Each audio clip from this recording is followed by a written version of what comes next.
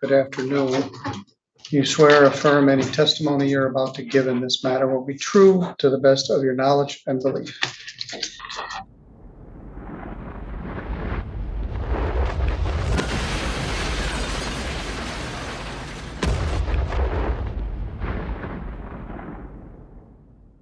Ms. Bowers, what is your current address?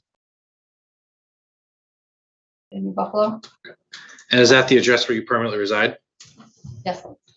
And how long have you lived at that address? I closed on that property on September 30th of 2022. And do you own the house at, City. and where did you reside before you moved to? Well, when I purchased that property, I was with my parents in Crete, Illinois, because before that we were living at the property in Quarry Lake, 11247 Lakeshore. And after you were kicked out of the property at Quarry Lake 11247 Lakeshore Drive, were you forced to go live with your parents? I didn't have anywhere else to go, yeah. And how old are you here today? 41. And I'm sorry, let me back up. When did you purchase the property? The closing date was September 30th, 2022. Okay. So in between the time of August 2022 and the end of September, you were living with your parents in Illinois, correct? Yeah. I'm scrambling to find something to move into, yeah. Because I mean, I didn't want to stay there with my kids. And you have 3 biological children? I do. Okay. And you're familiar with Joe O'Donnell, correct? Yep. And do you treat Mr. O'Donnell's children as your own? I do. And does Mr. O'Donnell treat your children as his own? He does. Where were you born? I was born in Harvey, Illinois. Grew up in Crete, Illinois. Crete, Illinois? Yes. Your Honor, I know Miss Bowers is soft-spoken. Maybe if she got closer to the microphone, that might help, because I can barely hear her. Loud and proud. You grew up in Crete, Illinois. I did. And where did you attend high school? Cremoni High School, And what year did you graduate from high school? 1999. And did you attend college? I did. And what college did you attend? Moraine Valley Community College in Palos Heights, Illinois. And did you obtain a degree? Associates in nursing. And are you a registered nurse? I am. What states are you licensed in? I am a travel nurse, so I am licensed in Illinois, Michigan, Indiana, and Virginia. Okay. And how long have you been licensed as a nurse? 2019. Okay. And you're an RN? I am. And what areas of nursing do you specialize in? I'm on the medical oncology floor right now. I do ortho, neuro, cardiac, post-surg. I float throughout the hospital. Where are you presently? So I actually am employed with Aya Healthcare.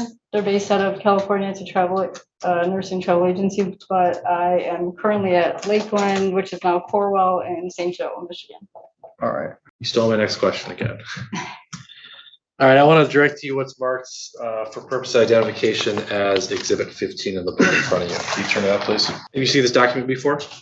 Yes, Are you familiar with this document? I am. And what is this document? Is there 2 pages here? We'll just talk about the first page. This is a text message between Rosemary and myself. And were you a party to this text message? Yes. Can you hear her? Yes. Okay. You speak up maybe a little bit more. And does this text message appear to be a true and accurate copy of the original? Yes, it does. And what is the name at the top of the text message thread? Rosemary? And is that how you store Miss Blair on your cellular device? Yes, it is. Your Honor, we ask that Exhibit 15 be admitted into evidence. Your Honor, first of all, Exhibit 15 seems to be more than 1 page. That's true. We haven't gotten to the next part I yet. haven't gotten anywhere there. As to the first page, there's nothing about money or anything like that. Seems like just a conversation. And so I have no question of it. I don't believe there's any. Well, at that point, you're going to go to Rosemary's and drop something off. Is that correct? Well, it says that I'm at the bank in Crown Point. Mm-hmm. Are you home? Is it okay to stop by and drop this off in a few minutes? All right. So Your Honor, I'm gonna go with this text message where I went with all the other text messages, which Yeah. is establish a foundation. Well, and then go ask the ahead, witness. and then we'll hear your motion, but there's also other stuff that And appears to. the second page, we're not offering into evidence, Your Honor. It's just the first page that we're offering into All right. evidence. So this is a text message that you sent to Rosemary and she responded. Correct. All right, for that purpose, it's admitted. And what is the date at the top of this text message, Ms. Bowers? May 4th, 2022. And I want to direct you to the text message where you state, "Hi, Rosemary, it's Carla. I'm at the bank in Crown Point. Are you home? And is it okay to stop by and drop this off in a few minutes?" Do you see that? I do. What were you referring to in that text message? The $2,000 that I paid her, and if I had hindsight that this was going to be an issue, I would have said, I'm going to drop off $2,000, but I didn't know that this was going to take place, so I didn't do that. Okay. And did you actually meet up with Miss Blair on May 4th of 2022? Yes, I did. Where did you meet Miss Blair? At her home in Crown Point. And did you pay Miss Blair any money on May 4th of 2022? I paid her $2,000 towards the purchase of 11247 Lakeshore Drive. And how did you make that payment? In cash, in person. And you handed the money to Miss Blair? I did. Green light, can you put a sticker up next to Exhibit 15 on there for me? Ms. Bowers, you were sitting in the court and you heard Mr. O'Donnell testify here today, correct? Yes, I did. And that testimony generally had to do with Rosemary Blair and the events that surrounded 11247 Lakeshore Drive, correct? Correct. Is there anything that Mr. O'Donnell said that you have personal knowledge of that you disagree with? No. Now I want to get into, there's been some questions here today about why you and Joe gave cash payments to Rosemary. Did you have discussions with Rosemary about the cash payments you were going to make for the purchase of the property? Yeah, we did. And what did Miss Blair tell you about those cash payments? She said that her and her children were estranged. She did not have a relationship with them, and I guess they had a falling out over some property in Texas.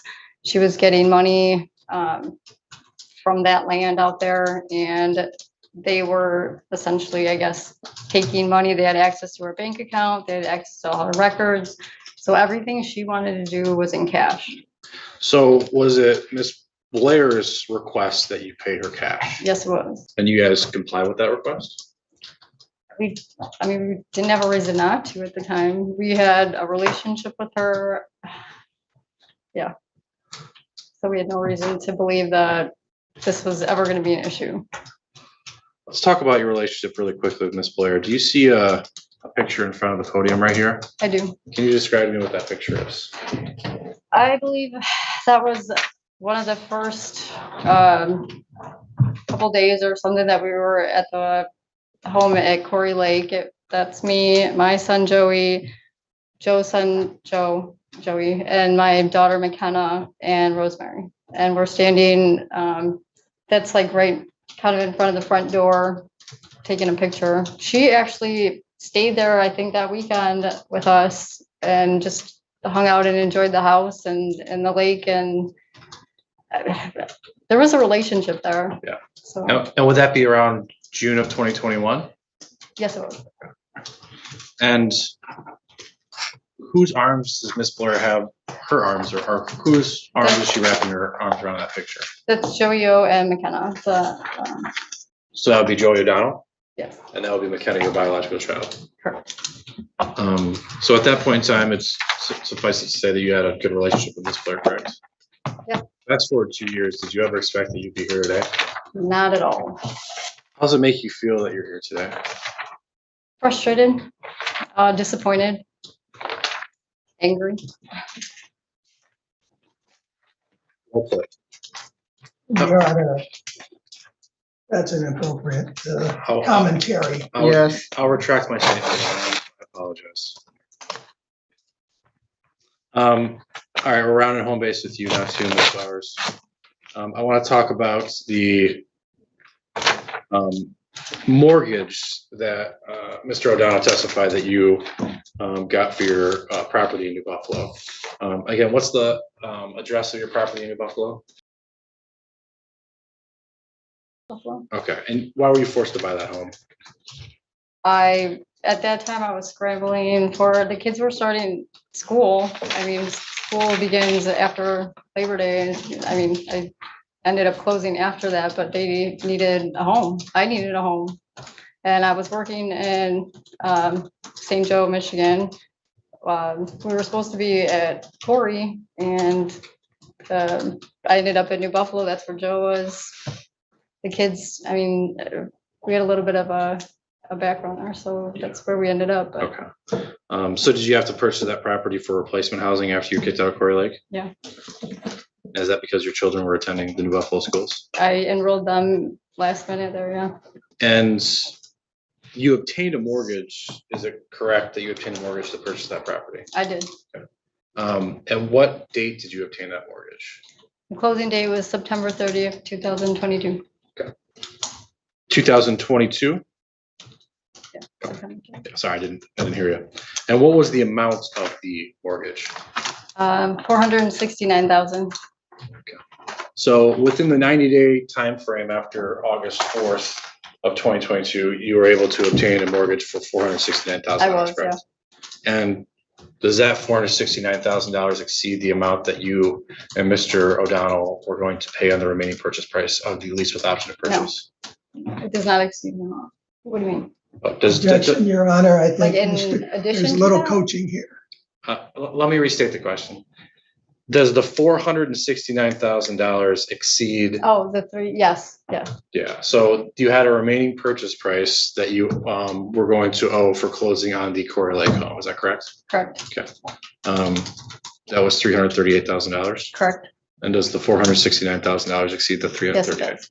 So were you able to obtain financing to pay off Yes, I the Quarry was. Lake? Pass the witness.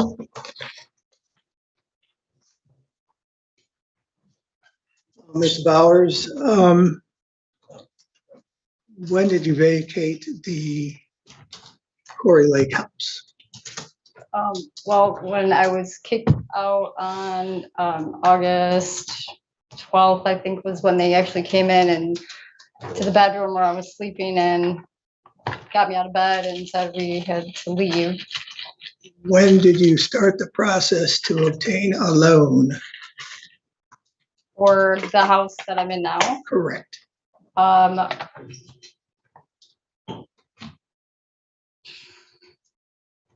Sometime in August, I mean, right before the kids ended up going back to school, so probably beginning of September and August sometime.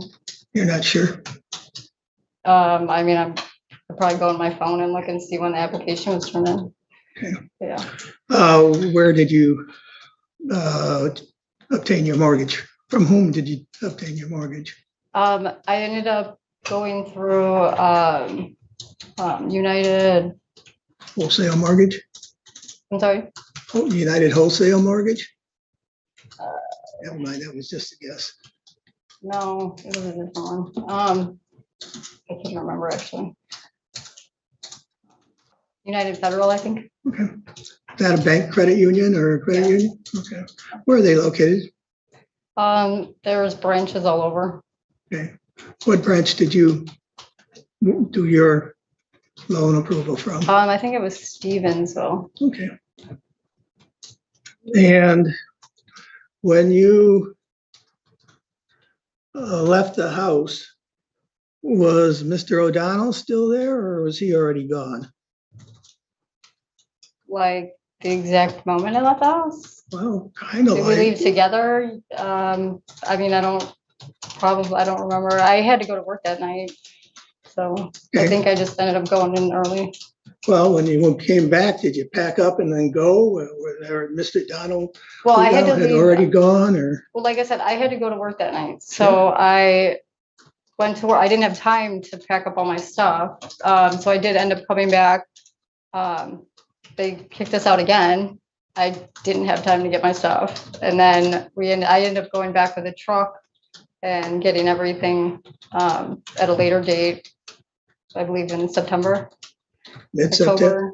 I Late think Sep- October, because that was after I purchased the home, so. So you moved all your stuff out of the Quarry Lake home into the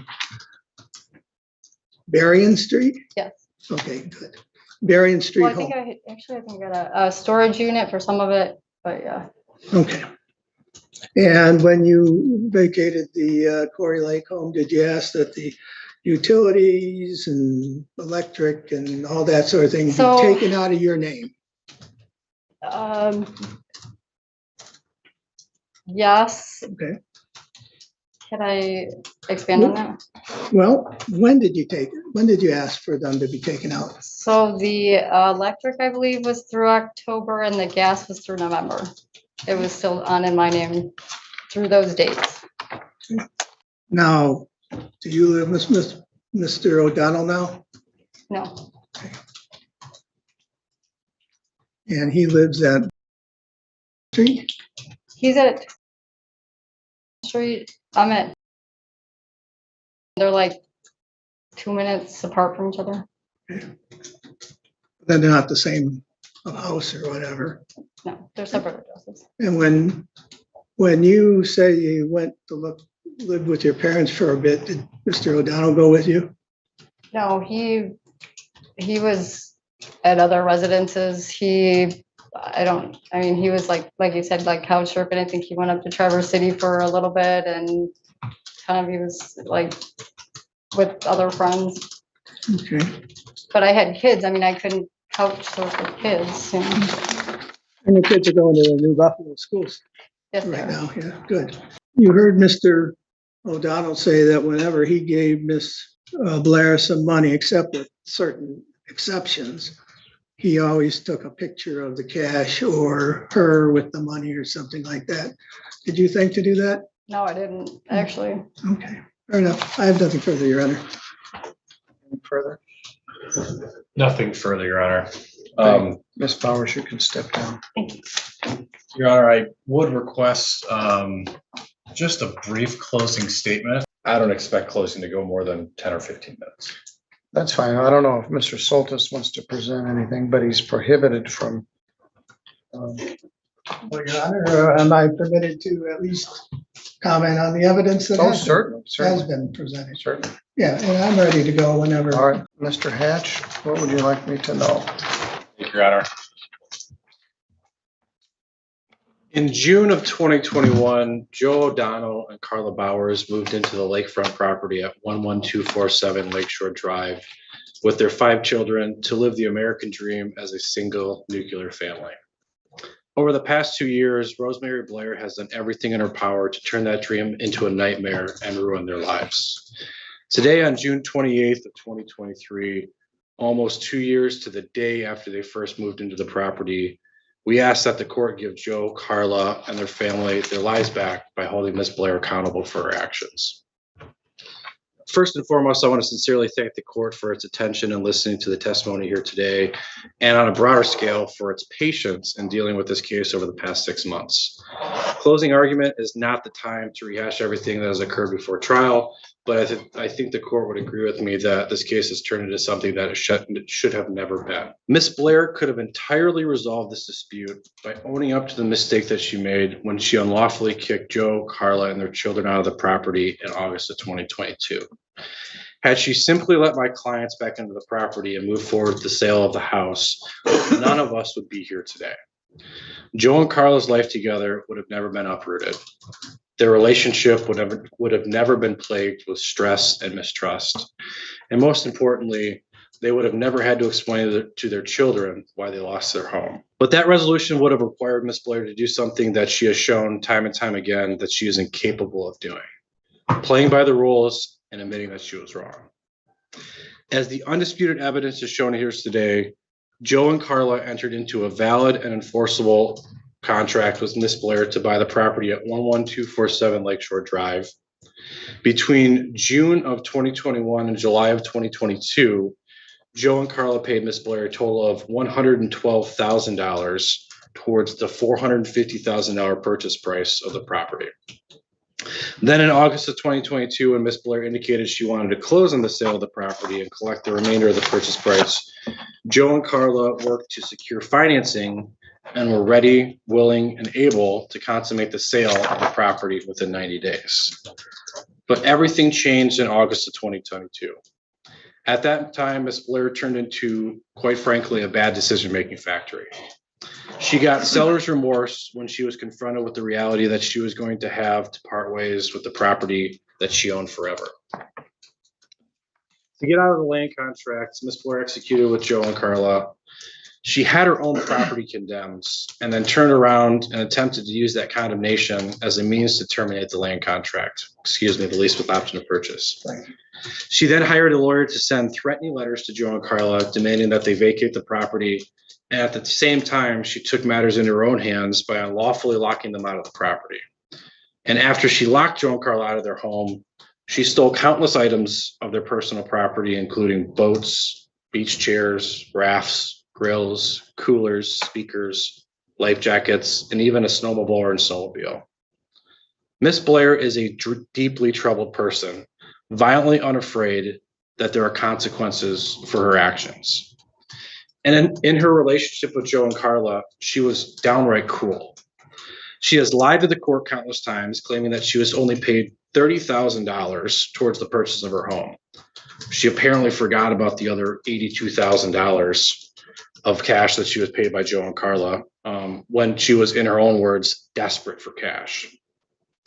She has also come up with ridiculous positions that bear no semblance to the truth, such as her claim that she lacked the mental capacity to execute the lease with the option to purchase, which is the same lease with the option to purchase that she relied on to kick Joe and Carla out of the property. What Miss Blair did in this case was an act of profound cruelty, not just to Joe and Carla, but also to their children. Thankfully, the court can provide a remedy for that wrong that have been inflicted upon Joe and Carla through its equitable powers of the grant of specific performance. There are 4 elements to a claim of specific performance, all of which have been proven here today by a preponderance of the evidence. In fact, more than a preponderance of evidence, I would attest by clear and convincing evidence. The first element is a valid and enforceable contract between the parties. Here, Joe O'Donnell, Carla Bowers, and Rosemary Blair entered into a valid and enforceable written contract for the sale of 11247 Lakeshore Drive, and that contract was admitted into evidence as Exhibit 18 and has a inclusionary term integration clause that said is the final contract and supersedes all prior negotiations and agreements between the parties. That is the binding agreement between the parties here today. The second requirement is compliance with the contract by the party seeking specific performance. You heard undisputed testimony here today that Joe and Carla comply with all of their obligations under the lease with the option to purchase and were never defaulted by Ms. Blair. The third requirement is a breach of the contract. Now, it's already been established through the default that Ms. Blair breached the lease with option to purchase by, among other things, removing Joe and Carla from the property without lawful cause and locking them out of the property in violation of the Michigan anti-lockout statute. And finally, the fourth requirement is that the subject matter of the contract is unique. The Michigan Supreme Court has held, and I quote, "In cases concerning breaches of real estate contracts, land is presumed to have a unique and peculiar value, and contracts involving land are generally subject to specific performance." That is Henry Smith Trust 480 Mich 19, a 2008 case. And you also heard the undisputed testimony from Joe O'Donnell here today that the lake house was uniquely situated to meet the needs of his family and Carla's family and their unified family, and he has been unable to find another capable property at a comparable price. So all of the elements of specific performance have been met, not by a preponderance of the evidence, but by clear and convincing evidence here today. So I'm going to go back to what I started out with in opening statement. And I told you at the close of our proofs, we were going to request specific items of specific performance from this court. We asked that the court enter a judgment in favor of Joe O'Donnell and Carla Bowers and against counter-defendant Rosemary Blair, ordering that Ms. Blair to perform her obligations under the land contract, the lease with option to purchase. Second, we ask that the court enter an order requiring Rosemary Blair to execute all of the documents and instruments necessary to sell and transfer the real property located at 11247 Lakeshore Drive in Three Rivers, Michigan, in fee simple absolutes to Joe O'Donnell and Carla Bowers, free and clear of any liens and encumbrances after the parties close on the sale of the property. And we also ask that the court enter an order requiring the purchase price of $338,000 that's remaining under the lease with option to purchase to be set off through set off and recoupments by the money damages that Joe O'Donnell and Carla Bowers are awarded potentially in the circuit courts with their claims against Rosemary Blair.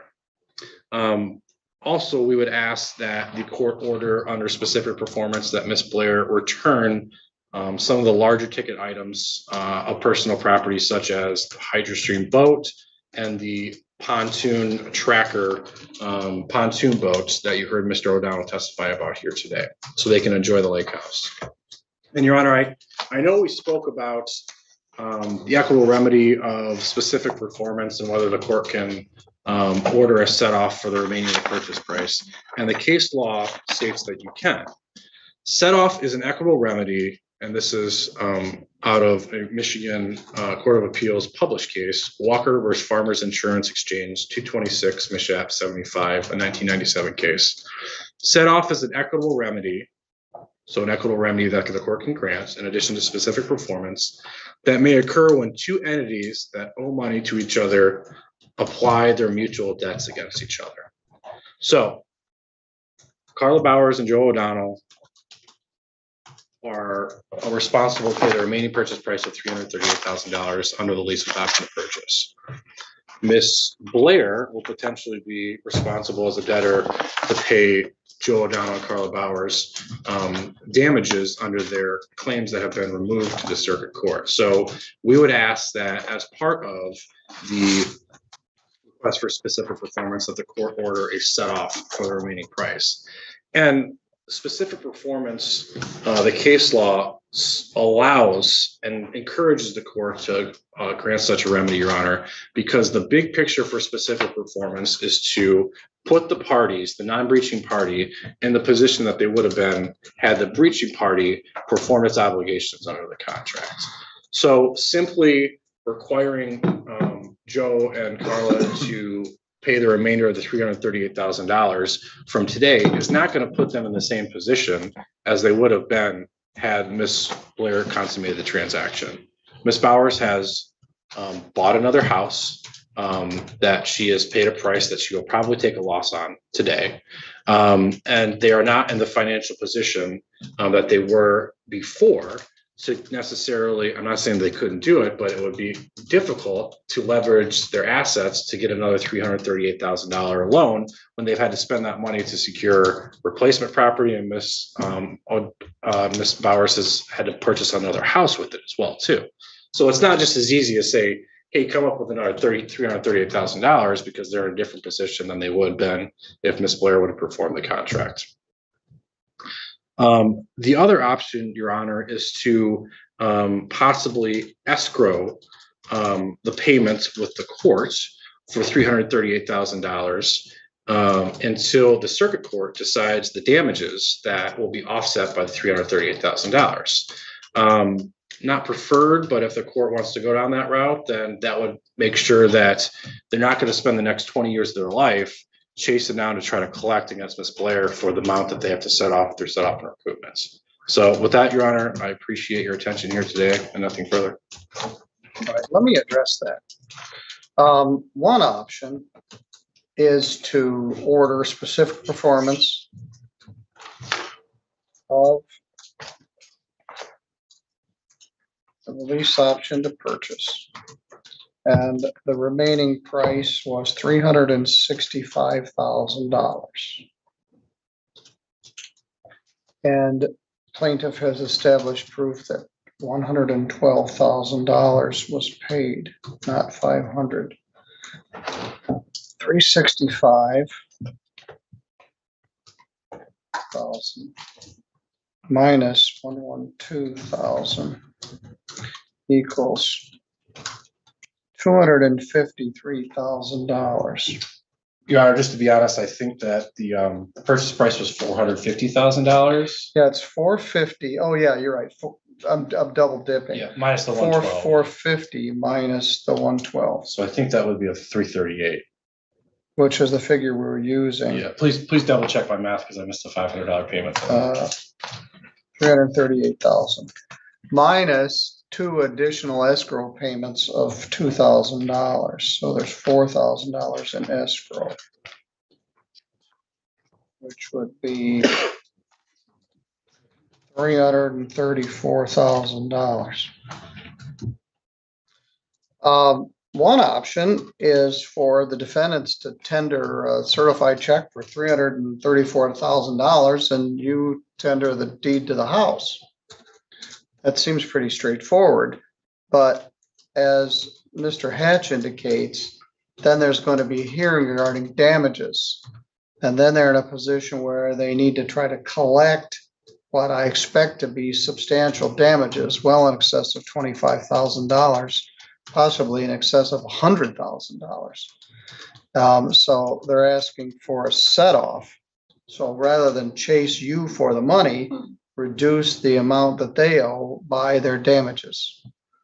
Mr. Soltis made a good point early in the case that we aren't going to know what the figure is until we know what the damages are. My option, they pay $334,000. They get the house, gives them free, clear, simple title right now, but then they may never recover their damages. The defendant may or may not have the money. She could possibly declare bankruptcy and wipe the debt out. So the wiser course is to use damages as an offset of the purchase price of the house. But as Mr. Soltis says, that's going to take quite some time. So they're going to be in a limbo position in the meantime. Although they do have a color of a lease. There's also the issues of the property taxes. I don't know when the taxes were last paid. The defendants haven't paid them, and I suspect Mrs. Blair hasn't paid them. And taxes on a $500,000 lakefront home are not insignificant, particularly if it's not homesteaded. So there's going to need to be some provision on who pays the taxes. And the lease option to purchase says the purchaser pays the taxes.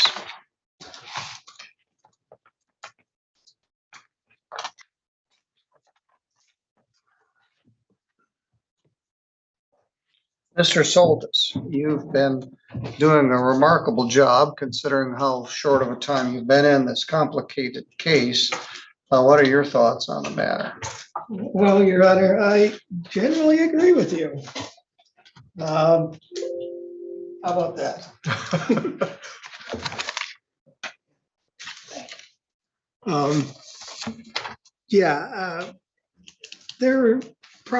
There's 3 counts that haven't been brought up to circuit. One is the summary possession. I think the court has already addressed that. And if not, then I will stipulate that Mr. O'Donnell and Miss Bauer can stay in the house until there is either a court order saying otherwise, or they don't exercise the option. So I don't think that really needs to be litigated. All right. The other aspect is quiet title. Quiet title, obviously, Your Honor, I don't think can be addressed until we know if they are going to exercise their option. And right now, that's still up in the air. So I think it would be premature. Now, with regard to specific performance, that's the key, I think, today. And I think this court can order that Miss Blair follow the agreement. So if the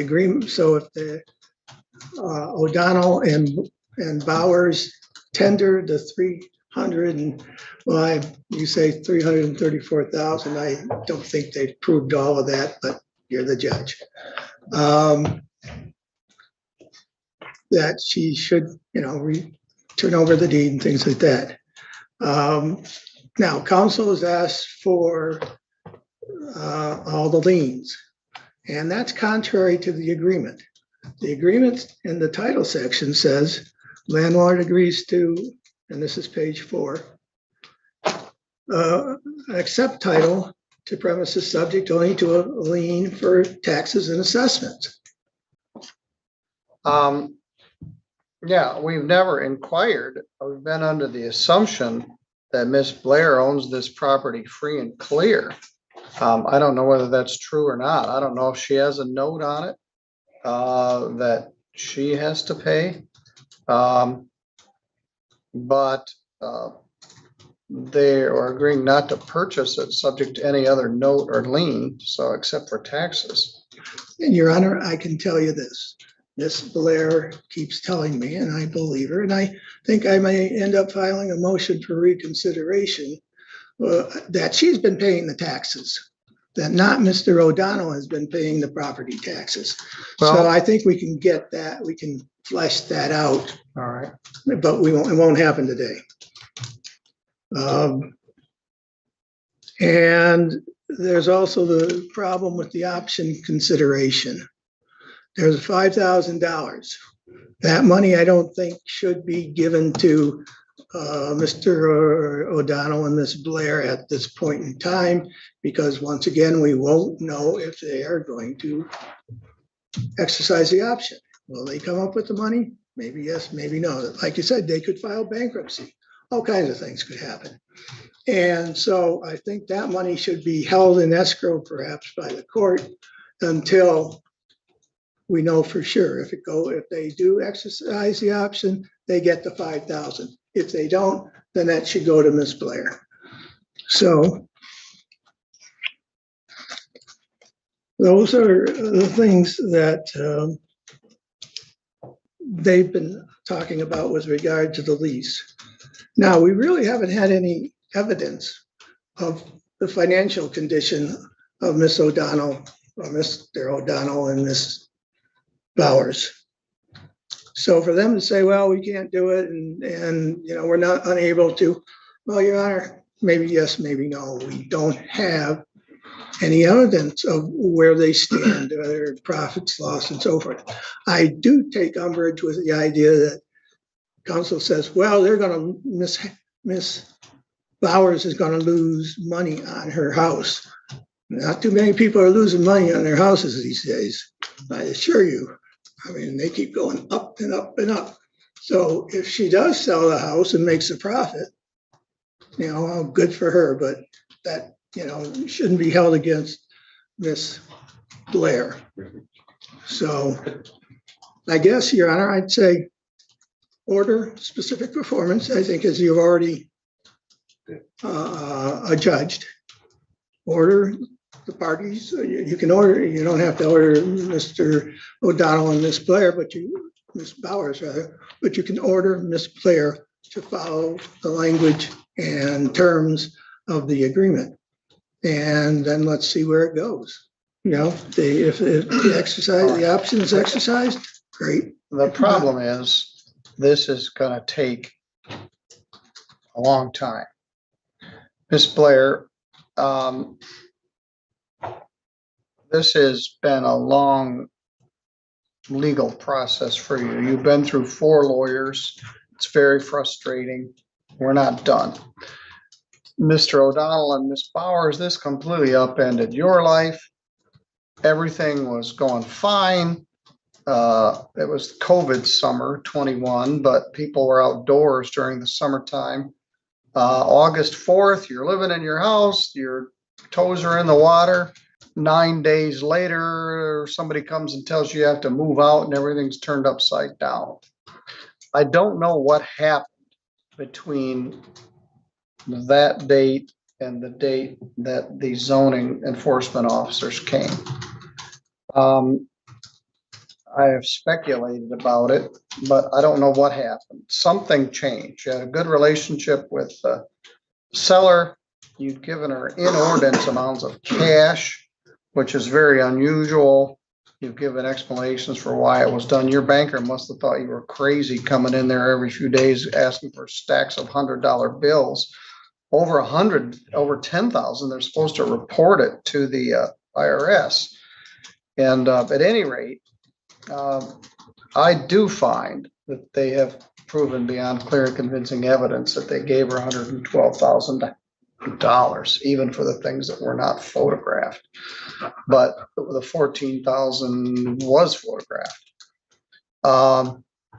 So I believe she got that amount of money.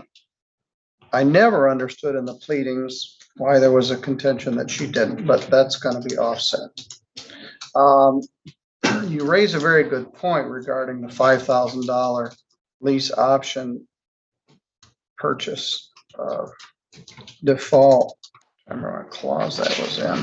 That's page 4, about 2/3 of the way down. Yeah, option consideration. All right. I order specific performance that Rosemary Blair comply with the terms of the lease with option to purchase dated November 15th of 2021. And Your Honor, I hate to say this in the middle of your Yes? hearing, but we'll probably need a date by which that order begins, because obviously we want to be able to say, okay, this is, this is the 90 days. Well, So the problem is we aren't going to be able to do it within 90 days because there's the whole issue regarding set off. Okay. Like I said, in the ideal world, they would tender a check for that amount of money within the next 90 days, and they would take fee simple title to the house. That's one way to do it. Then they have to go through the damage hearing and get a judgment. It puts them in a position where they have to borrow money to cover that cost and then spend additional money to collect that money from Ms. Blair. Mr. Hatch and the defendants are saying, look, let us have our hearing regarding money damages and we'll offset that against the price of the house. That's why it's going to take longer than 90 days. It'll take longer than 90 days to get the transcript prepared. So I have a wording in mind, Okay. but she has to comply with the lease option to purchase. Mr. Hatch, you're going to do this order, so we'll make sure we're all on the same page. Defendants shall be credited with $107,000 of payment. $5,000 of the option consideration shall be held in escrow to be applied to the sale if completed or returned to the plaintiff if not.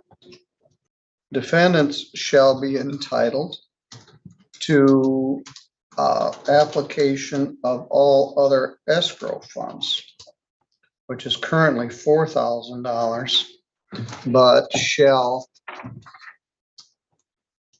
another payment's due in just a couple of days. They've been pretty good about making their payments in a timely manner. I'm going to continue the escrow order in this court. $2,000 per month. I'm going to order that the defendant purchaser pay the 2023 property taxes. The defendants shall be entitled to a set-off against the purchase price of damages to be determined by the circuit court. Once that figure is established, defendants shall have 90 days to execute the sale. To the extent the property still exists, plaintiff shall return the Four Winds ski boat. Sorry, I don't, hydrojet ski boat? Hydrojet. Hydrostream. I got Four Winds Casino. That's exactly. That is where it came from. Stream ski boat. And the Sun Cruiser, No, what? Sun Tracker. Sun Tracker, yeah, that's the sailboat. No, that's the pontoon boat. Oh, okay. The Hobie Cat sailboat, paddleboard, paddle boat, canoe. As well as, I think this property has been dissipated or it's gone, but the snowmobile, what brand is it? That was I think it's Kawasaki. What's a small wheel? Snowmobile. Oh, snowmobile, I'm sorry. Snowmobile and a snow blower and other personal property as requested.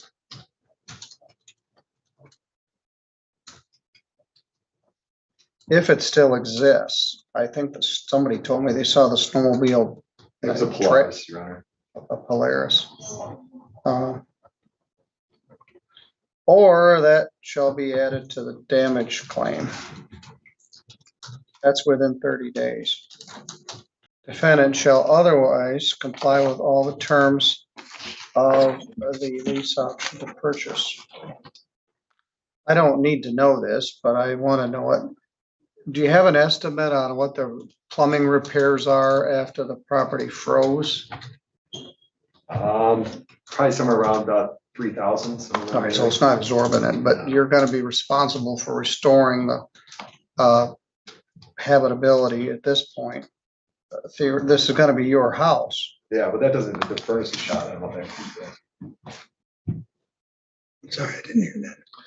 He just said the furnace is also ruined, but again, I think that'll be part of the damage.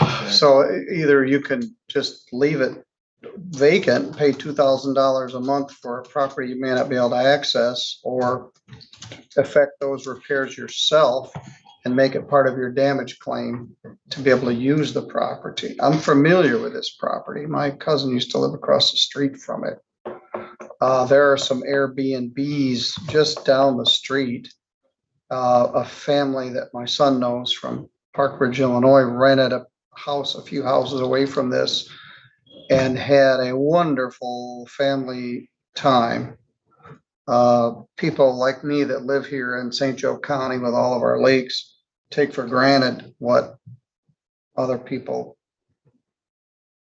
don't often get to enjoy, which is lakefront life. It's about as good as it gets in the summertime.